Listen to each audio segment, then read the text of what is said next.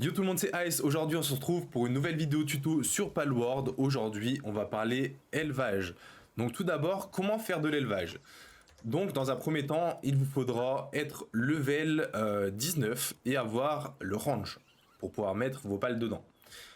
Il vous faudra aussi un mâle, une femelle et un gâteau. Donc comment on crafte le gâteau? Donc c'est simple.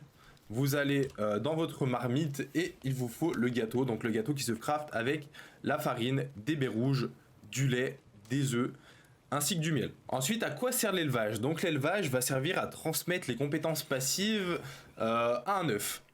Imaginons que je veux le Fenglobe que j'ai actuellement, donc un Fenglobe qui a Sprinter, Impulsif, Coursier et Féroce. Je vais devoir prendre du coup un pal qui a Féroce et Impulsif, et un autre pal qui a Sprinter et Coursier. Donc je vais m'expliquer un peu mieux. Vous avez un certain pourcentage de chances que les compétences soient transmises ou non. Une compétence peut être transmise, 2, 3 ou 4 aussi.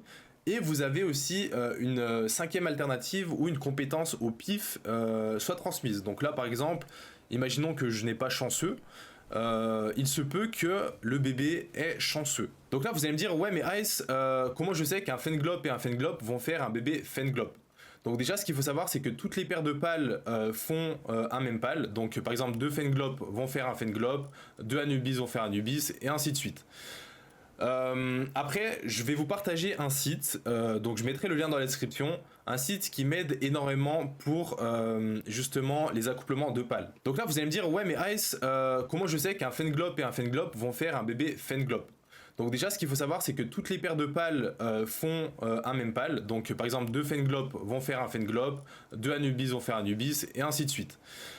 Après, je vais vous partager un site, donc je mettrai le lien dans la description, un site qui m'aide énormément pour justement les accouplements de pales.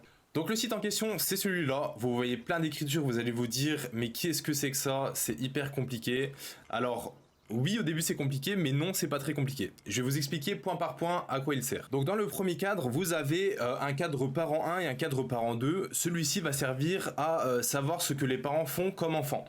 Imaginons que dans le premier cadre je mets Anubis et dans le deuxième je mets Anubis. Là ça me calcule et ça me dit qu'il fera aussi Anubis. Donc ça revient à ce que je disais tout à l'heure. Si je veux savoir quel mob est Anubis, je peux cliquer dessus. Ça me renvoie sur une page où je vois le mob. Donc ça c'est pas mal. Imaginons que je veux savoir ce que Anubis fait avec Balsamut. Ça me fera un Relaxor. Je peux cliquer dessus et là je vois quel mob c'est. Le deuxième cadre n'est pas très compliqué non plus. Imaginons qu'en enfant je veux un Fenglobe. Imaginons aussi qu'en parent, j'ai une capacité spéciale que je veux transmettre à ce Fenglobe. Donc imaginons que là, Anubis a appliqué et que je veux le transmettre à mon Fenglobe. Dans le deuxième cadre, je vais mettre Anubis. Et donc là, je sais que si Anubis s'accouple avec Foxpark, il va faire un Fenglobe. Si Anubis s'accouple avec Ukrat, il va faire un Fenglobe. Dans le troisième cadre, nous avons un calculateur des combinaisons possibles avec un PAL 10.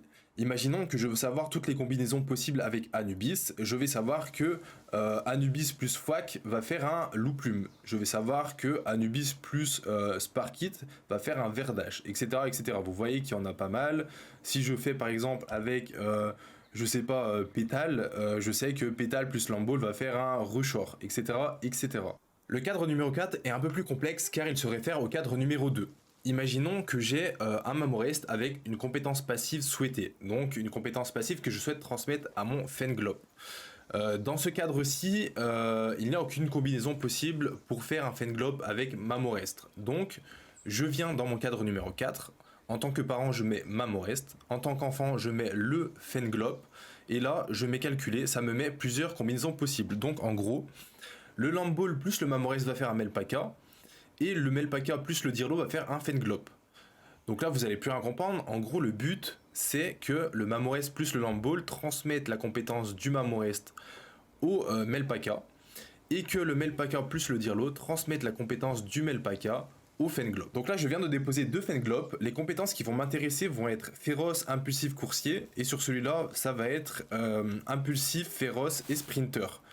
Donc on va essayer d'avoir les 4 d'un coup, on verra avec l'œuf si on a de la chance. Donc voilà, vous voyez que les Fenglop se sont accouplés, ils ont fait un œuf, on va aller le déposer dans l'incubateur. Donc là je vais mettre mon œuf dans l'incubateur et on va attendre quelques minutes l'éclosion en espérant avoir les 4 jaunes qu'on souhaite. Donc voilà, on attend quelques secondes, allez 3 secondes, 2 secondes, 1 seconde, et là attention, est-ce qu'on a eu de la chance dans notre œuf? On a eu coursier impulsif stratège de forteresse, donc coursier qu'on avait déjà, impulsif qu'on avait déjà, et du coup le truc de forteresse qu'on n'avait pas, donc ça c'est la 5e possibilité que je vous ai dit tout à l'heure, donc ça rajoute une compétence au pif en fait. Donc du coup allez, on va essayer d'en faire un deuxième pour voir si on a un petit peu de chance ou pas. Je mets le gâteau dans le range, là normalement l'œuf devrait pop parce que j'ai déjà attendu assez longtemps.